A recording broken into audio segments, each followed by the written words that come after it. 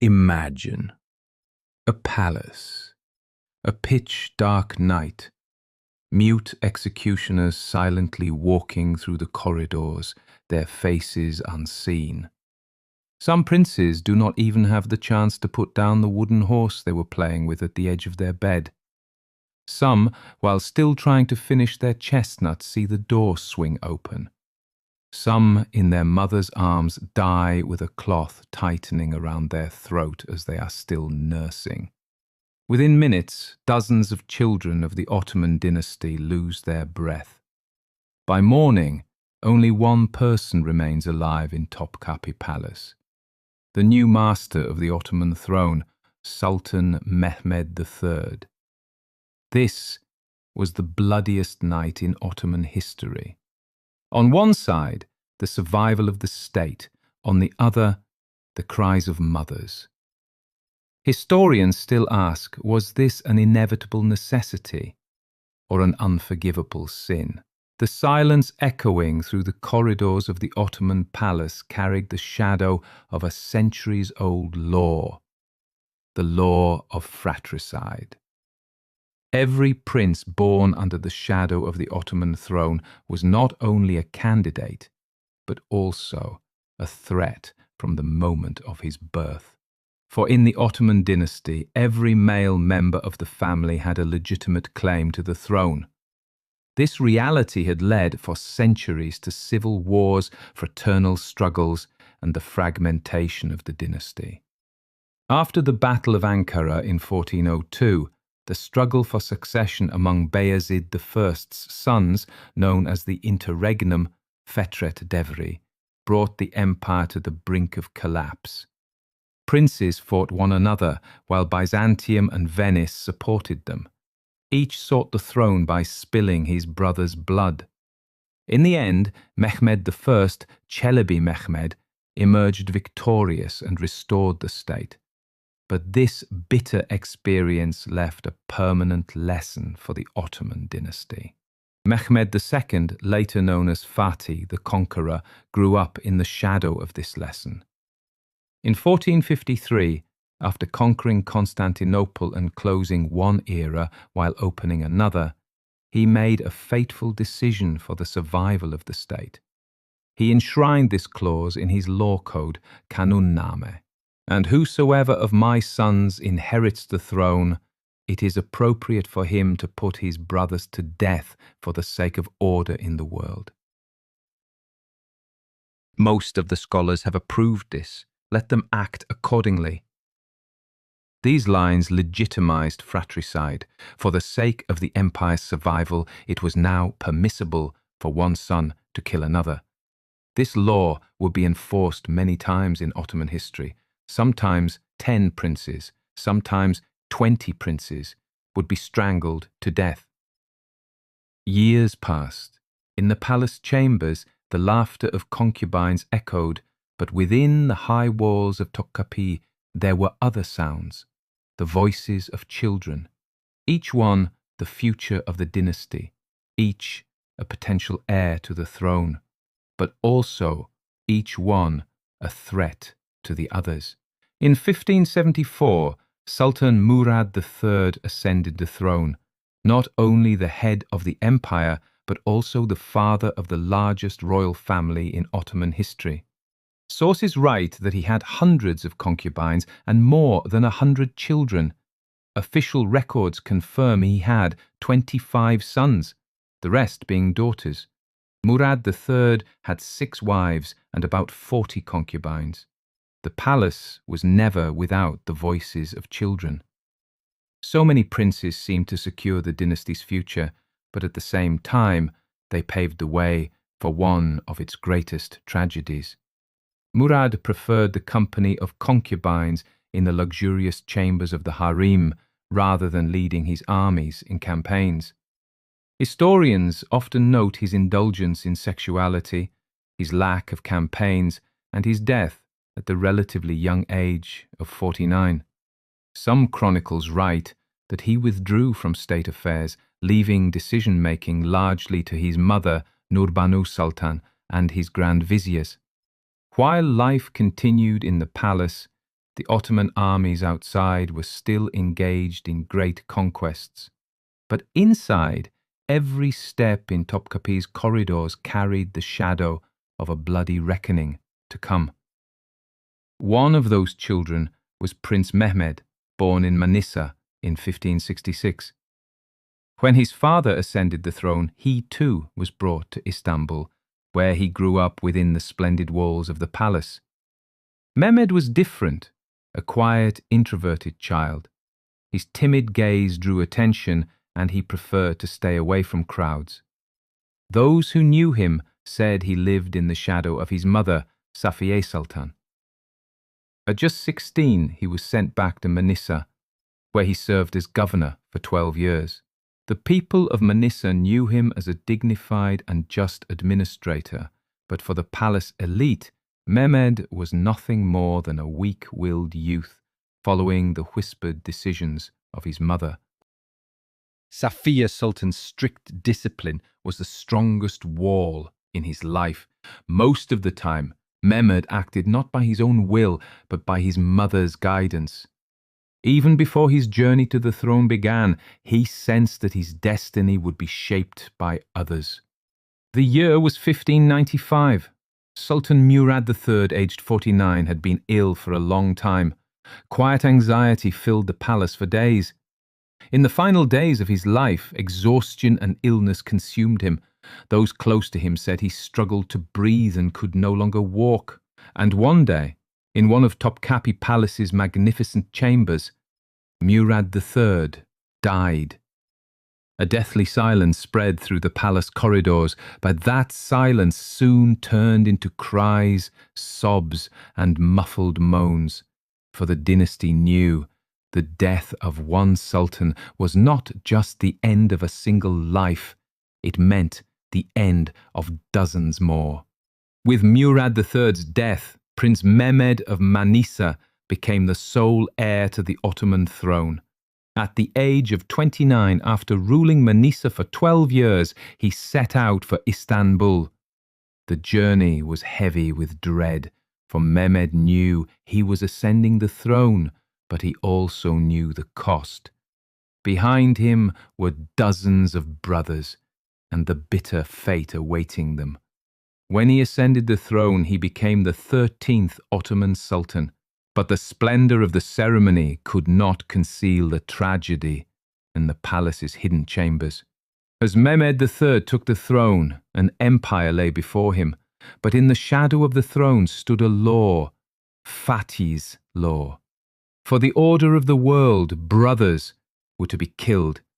And so that night, the bloodiest scene in Ottoman history took place. From the quietest corners of the palace, the mute executioners emerged, one by one.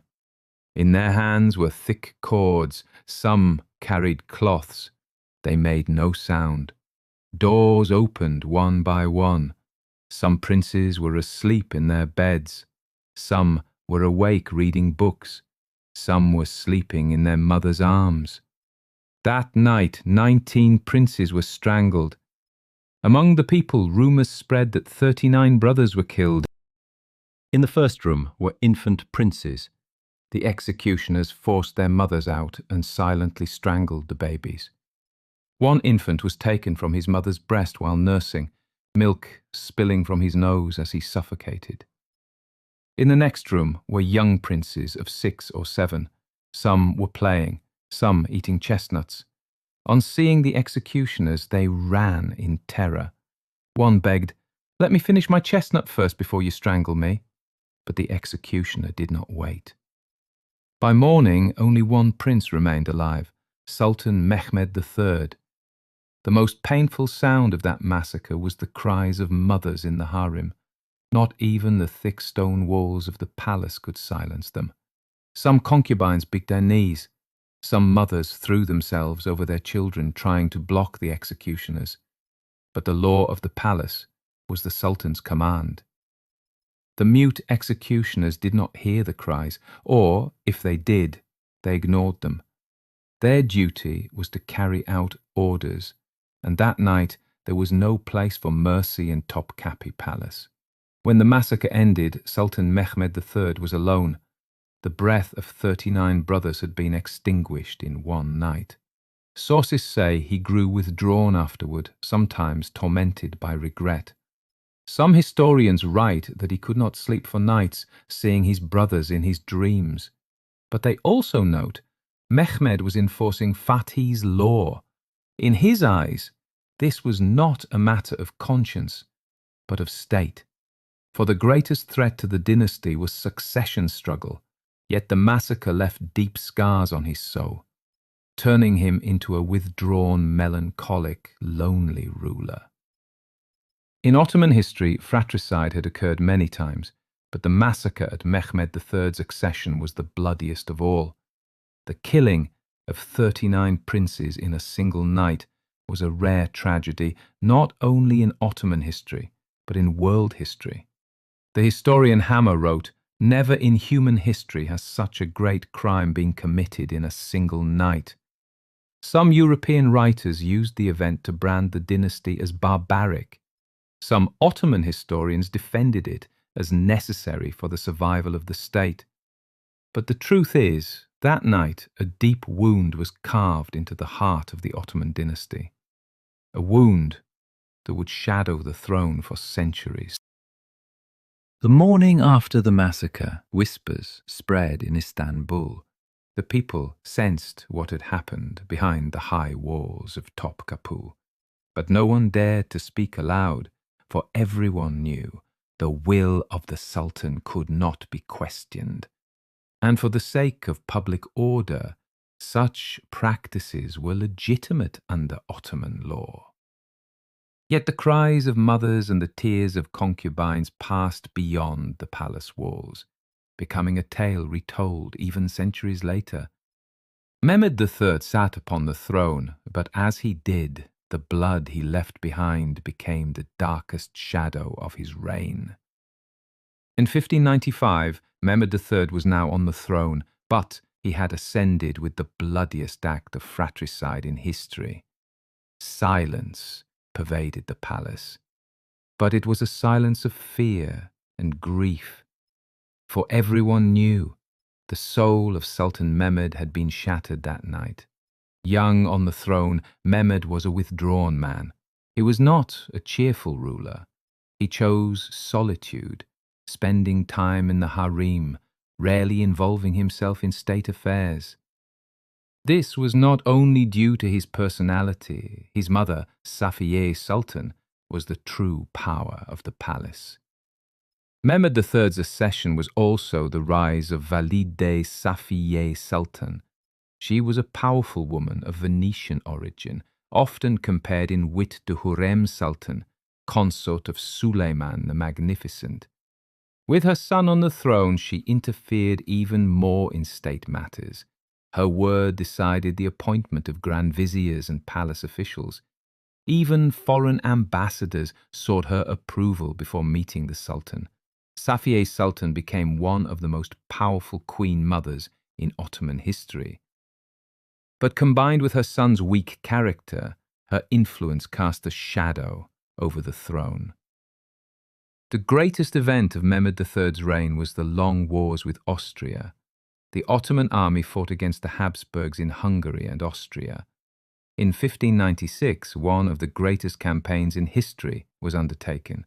At its head was Sultan Mehmed himself. This campaign would earn him the title of the last Ottoman Sultan to lead his army in person, for none of his successors would go to war themselves.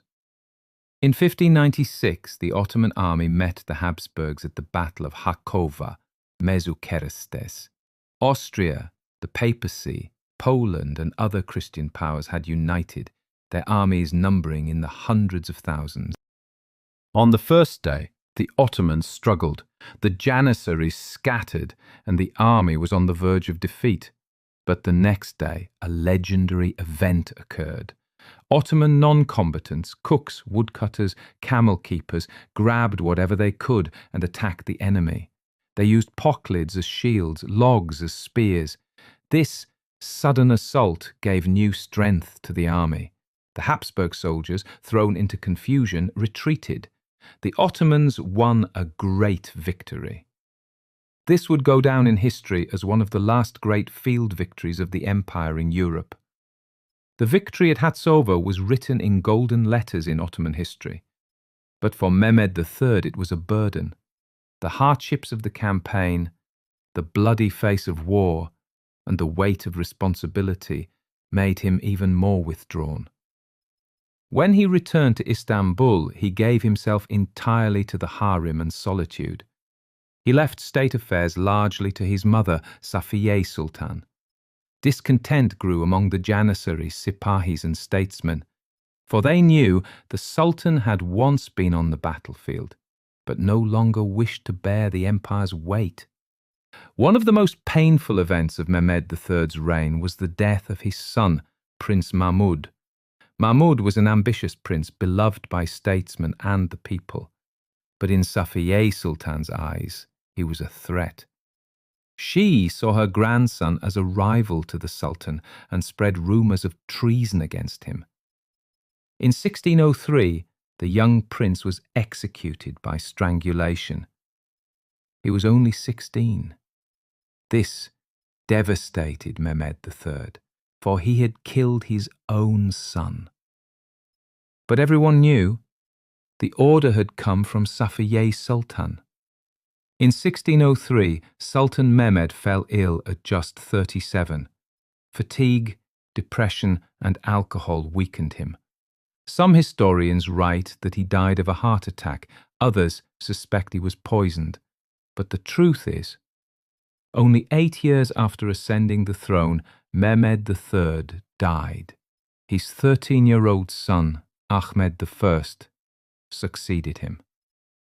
A new era began in Ottoman history.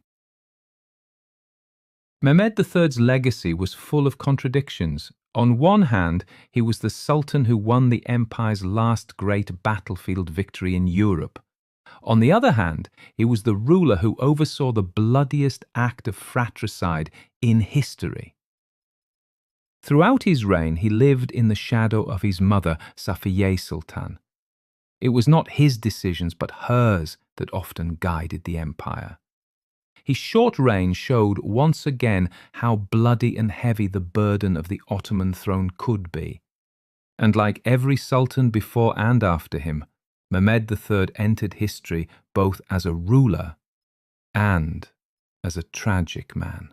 Was Mehmed III right to kill 39 of his brothers and even his own son for the continuity and